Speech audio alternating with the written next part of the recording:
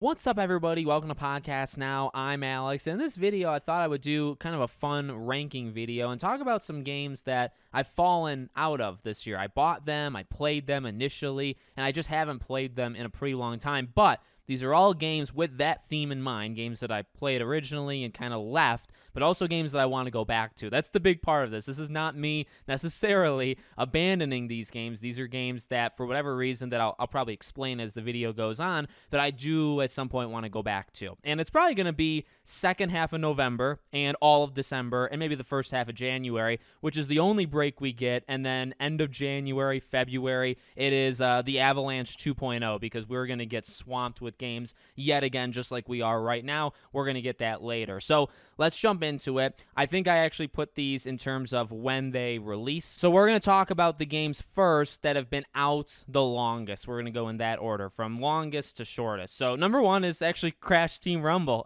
This is a game that I actually feel out of all of this. I'm going to look at the list one time behind the scenes here. Yep, I put the most time, into Crash Team Rumble easily. I don't even think it's close off of these games. And you know what? I'm going to keep saying it. I'm going to say it at the end of the year when I do like a Game of the Year award show kind of myself, and I'll be talking about that later in the fall as well. Crash is great. I love this game.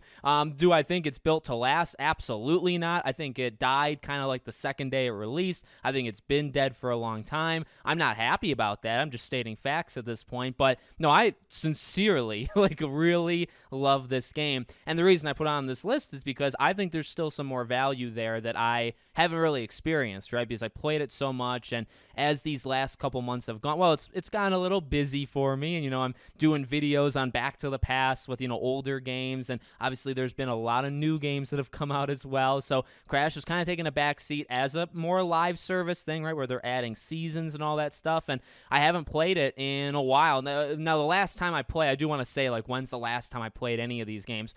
Last time I played Crash, Engine came out, so I feel like it was early to mid-August was the last. So it's been, I'd say maybe 2 full months since I played this game. I think I will go. I don't think Ripto is out. I mean, if he is, then man, I've really, fallen off in terms of this game. But I think I'd go back maybe for that, or, again, maybe sometime around November, December, see the new modes that they added for Season 2, see the new characters, see the new maps, just try to catch up all in one go. That's what I would like to do with Crash. Okay, so that's one. Number two is the Texas Chainsaw Massacre. So this game I actually feel pretty good in my soul of how long I put into the game. Back before 2020, Crash and Texas, these would have been considered I would have put more time than average for me, because I just never beat games. I didn't put a lot of hours into pretty much any game, and I turned that around in 2020. Texas Chainsaw, I have played quite a bit. I've probably played 20-25 hours of that game, and I love it. It's just a game where, well, again, I think it's a victim to. It's a multiplayer game. It just is what it is, right? You know what to expect. It is still fun. The last time I played it, which probably was, well, maybe a month ago at this point. Again, it's been a while for this game too, but I always have fun. I think this game is strategic. I think you still can have fun. I'd like to I actually had a couple community members, people that are, subscribers. We were actually party chatting and talking together, and we were freaking crushing it. We were doing excellent. I'd love to get that back. And again, if you guys are listening, the dream team out there, maybe we'll do it sometime again in November or December, just like all these other games. But I had an absolute blast with this game. And again, I think there's more there, because I feel like I've taken enough time where they haven't added anything substantial. They've added the new kills and the new skins, and the pricing there I think is still atrocious, but they haven't added new maps or new characters yet. So there's not a huge desire for me to go back, but I think once that happens, I think I would return and see if kind of the smaller details, the things that once you play 20-25 hours, you really start to understand how the killers and victims work. Has any of that stuff changed, right? I think I'd notice that and use the excuse of, oh, there's a new character out. Oh, I better, get back into the game. I think that's how it would happen. So that's number two. Number three, I guess this actually technically is not in order, Baldur's Gate. Baldur's Gate, I think, technically released before Texas. Okay, so this is the one that I would feel if I'm ranking them in terms of games I regret the most. Literally, I hate that I left it. Baldur's Gate would be number one, because I'm flat out honest. This is just the honest truth. I still think about this game, not every day, but maybe like every 2 or 3 days. I only played like 15 hours, okay? So I'm not like super far in. I know people talk about how great like Act 2 and Act 3 is. I'm not even close, right? But I genuinely think about the moments I had in such a short time playing, and I think that's still maybe game of the year. Not personally, like it's not my favorite game. I don't even think that's fair, right? Because I haven't played it enough. But I think about just how good it is and like the quality, the voice acting, the different decisions, how you can handle situations. The respect I have for this game in terms of what it did, like for the industry and for gaming, is I think higher than any other game that released the entire year, okay? Like I firmly believe that even without playing it all that much. On top of it, I feel like I can handle the combat. I feel like I can handle longer games. I've proven it to myself that I can play these. So this is the game that I kind of beat myself up on the most for leaving, because I think this is the best game of these 5. And I think that I'm missing out, in terms of like FOMO maybe, or, things like that. I think this game would be number 1 because like I do believe it's such a good game that I haven't experienced even close. I haven't experienced maybe 10% or 5% of this game, right? So I got a lot left. So this is a game that's going to take forever for me to beat, but I don't know. I don't know if I'll ever beat it. To be honest with myself and with you, I don't know if I'll ever beat it, but I'd certainly at least like to try. I like to give it another attempt. So that's number 3. Number 4, going in order, if I can get back on track, would be Starfield then. Okay, so Starfield number 4.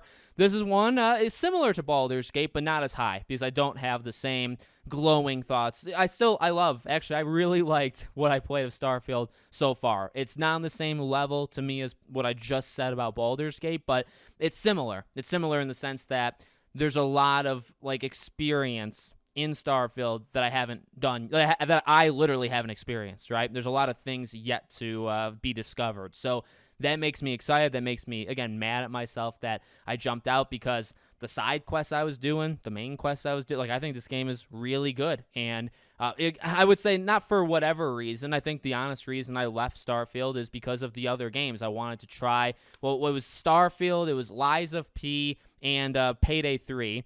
And Payday 3, I think they gave me a code for that. Mortal Kombat, they gave me a code. I got that early, so I was playing Mortal Kombat. I would maybe actually blame Mortal Kombat more than anything, because I think that was the first game to take me out and to say, okay, well, I got to review this game. I want to play the story of Mortal Kombat, so I'm going to leave Starfield behind for now and then maybe come back to it. And I just never did. So I'll blame honestly the avalanche of games. If it was dead, there was nothing to play, well, I'd be playing Baldur's Gate. I'd try to play Starfield, right? Like, that's just what I would do.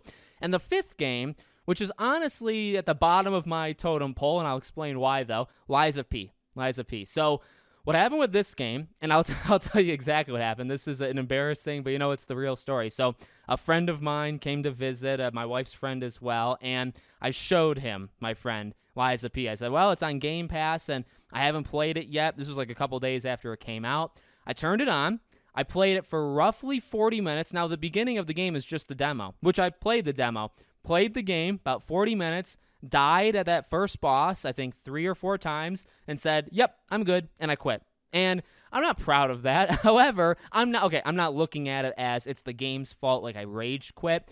I know that if I try hard enough and I really get myself in the mindset, I can do it, okay? I believe that. At the same time, it truly is, well, number 1, I was kind of just like showing it, saying, hey, friend, you want to see what the game looks like? I'll show you what the game looks like, all right? So that was kind of the main reason. Number 2, there's just so many other games. So I could invest my life in Lies of P to actually get past the first boss. I don't really want to. And I've said this actually maybe in like Patreon videos, like, because of all the games that are out, because of all the stuff that I cover, because now I do like the 3rd channel stuff, right, with retrospective games. So I'm always playing games, old games, new games. I'm playing games almost every single day, okay? With that being said, I got to play the games I feel the most passionate on. And for a game like Lies of P, I just didn't have it in me to say, well, I just really can't like continue. I don't have it in me right now to keep playing it. So I got to like listen to myself and say, okay, I'm done with it. I don't know if that applies to like Baldur's Gate. I think Baldur's Gate, I was pulled away specifically because Texas Chainsaw came out, and I was covering it, playing. Like, I purposely decided to do that. Starfield again for Mortal Kombat. So you could say, I mean, I guess you could twist my words if you wanted to, but that's kind of how I feel. So like I said, I thought this would be kind of a fun video. Those are, by the way, not just 5 games, not just because it's a nice number for like a list video. I think these are the only 5 games I would feel, yeah, you know, I'm trying to think like throughout the entire year. I was doing so good from January for Dead Space and SpongeBob and all those, for all those games all the way up. Crash I played through, you know, even Texas Chainsaw through August. I'd say Baldur's Gate was the first game where it's like, okay, all these games are coming out at once. It's overwhelming. Like, I can't do it. It started with Baldur's Gate. So I've done really well this year. These are the only 5. There's games I skipped. There's games I didn't buy day one that I want to buy, and I've actually made a video on that. I think on the second channel, on Podcast Now Plus, I've talked about that. I have like 6 games that I've skipped this year that I do want to buy. But games that I did buy, or they gave me a code or whatever, that I own, that I jumped out of, these are the only 5. And so hopefully, you know, in the next 2-3 months, these 5 I can play a little bit more of. The games that I skipped, didn't buy at all, I can buy those, play those. So maybe 10, 12 games in all. That's a long list, and I want to do it, though, over the next couple months. So that's an ambitious goal, I'd say. Let me know what you guys think in the comments. Let me know games that maybe you stopped playing this year that you want to go back to. Make sure, as always, you guys are subscribed to the channel, bell icon turned on, and I hope to see you all on the next one.